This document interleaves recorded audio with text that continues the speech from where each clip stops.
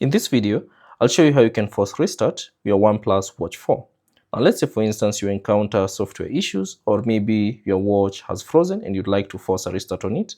It's pretty simple. All you have to do is press and hold the crown button and the side button together until the screen goes black.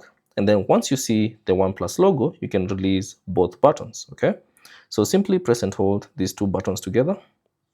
So let's do it together. Press and hold them together. And then it should take you to Google Assistant. Ignore that. And then it will take you to the power menu. Ignore that.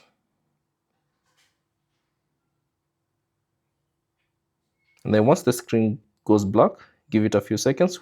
And then once you see the OnePlus logo, release the buttons and then allow the OnePlus Watch 4 to restart. So thanks for watching.